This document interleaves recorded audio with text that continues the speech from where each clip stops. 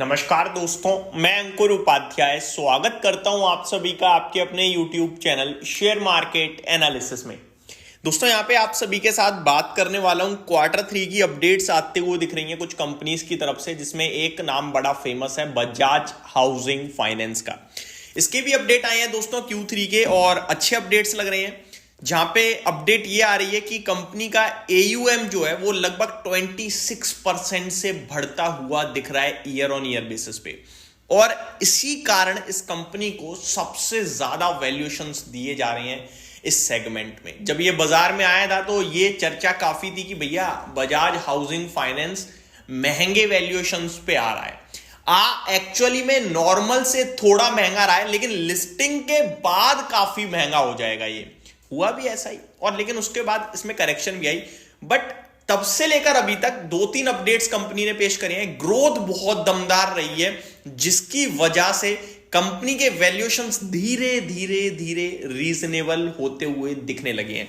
मैं आपको बताना चाहूंगा, कंपनी ने कहा है कंपनी का Q3 AUM grew by 26% year on year basis, loan assets at 95,550 crore rupees. तो ये अपडेट बजाज हाउसिंग फाइनेंस की तरफ से आता हुआ दिख रहा है। स्टॉक का भाव 126 रुपीस है अभी, और कंपनी का मार्केट कैप 1,05,000 करोड़ है।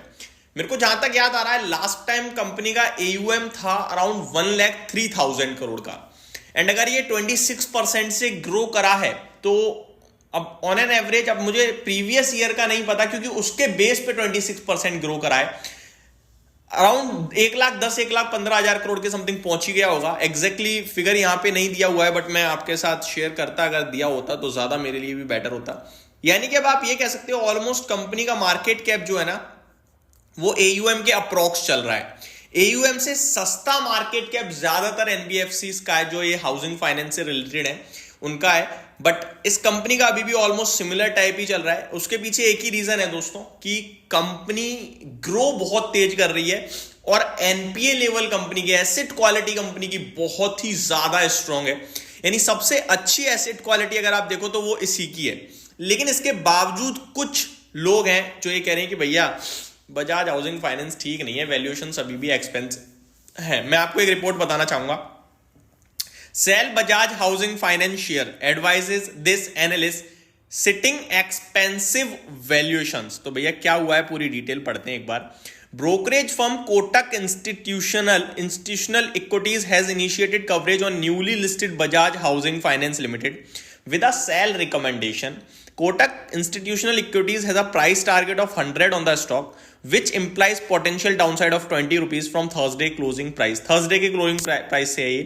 अगर मैं अभी करंट भाव से देखूं तो 26% की डाउनसाइड दिखा रहा है, क्योंकि 126 रुपये है। बट 126 के हिसाब से आई थिंक वो 20% ही बनेगा, क्योंकि 100 रुपए से 126% होगा, 126 से 100 वो 20% ही होगा आई थिंक। आगे बढ़े दोस्तों, तो the brokerage has cited expensive valuations on the stock as the rationale behind the its stance. तो कंपनी की ओवरऑल देखा जाए तो इन्हें वैल्यूएशंस थोड़े से महंगे लग रहे हैं। Kotak said that strong growth trajectory where asset under management has grown at a compounded annual rate of 24% between financial year 2024 to financial year 2027, higher pedigree and clean asset quality over the years are some of the key positives of Bajaj Finance. दो positive इन्हें भी दिख रहे हैं, जिसके बारे में हमने शुरुआत में ही कवर किया।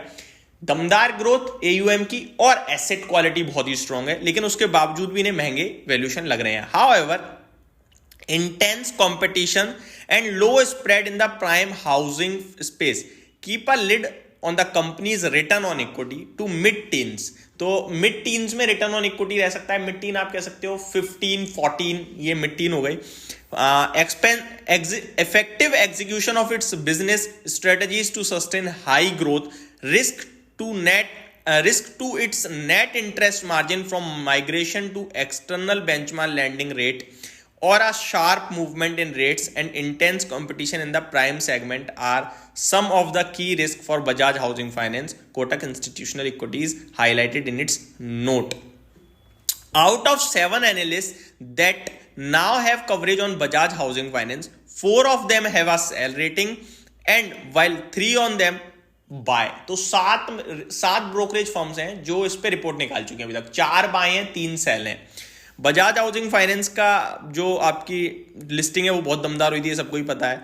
बाकी अभी यहाँ पे एवरेज प्राइस वगैरह लिखा होता तो मैं और अच्छे से बता पाता आपको, बट ये जरूर है कोटक इंस्टीट्यूशनल इक्विटीज ने सेल की रेटिंग दी है 126 रुपए के टारगेट, 126 पे ट्रेड कर रहा है 100 रुपए के लक्ष्य के लिए। वैल्यूएशन टेंशन में लग रहे हैं अभी भी। वैल्यूएशन की बात करें तो दोस्तों नो डाउट ये स्टॉक थोड़े महंगे वैल्यूएशन पे लिस्ट हुआ था, और लिस्ट तो बहुत महंगे पे हुआ था। हमने प्रॉफिट बुक की भी गई थी 160-150 रुपए पे, लेकिन उस समय कहाँ कोई सुनने वाला था। उस समय तो सब बजाज हाउसिंग फाइनेंस खरीदो खरीदो चिल्ला रहे थे। 56 के पीई पे स्टॉक ट्रेड कर रहा है। इसको इसके पीएस से ज्यादा वैल्यूएशन हमेशा मिलेगा, लेकिन आपको यह समझना होगा पीएस से ज्यादा मिलेगा, बट बहुत ज्यादा पे ट्रेड कर रहा है अभी। पीएस 15, 20, 22 पे है, ये 56 पे है, तो ये थोड़ा सा नेगेटिव है। जब इसका आईपीओ आ रहा था वो अराउंड जहां तक मुझे याद है वो अराउंड 30 या फिर 35 के पीई पे था। लिस्टिंग पे वो 80 हो गया, जहां मैंने कहा बहुत महंगा हो चुका है, प्रॉफिट बुक करो, लिस्टिंग गेन्स डन, एंड उसके बाद करेक्शन आ सकती है, और आई भी करेक्शन मार्केट के साथ। बट ये कंपनी बहुत स्ट्रांग है, एयूएम अभी भी 26% से ग्रो कर रहा है, तो डेफिनेटली गुड बैट है, बट लोअर प्राइसेस पे, जैसा कोटक इंस्टीट्यूशनल इक्विटीज ने कहा है। तो ये मेरी तरफ से अपडेट थी, उम्मीद करता हूँ वीडियो पसंद आई होगी। Thank you so much for watching this video, have a great day guys.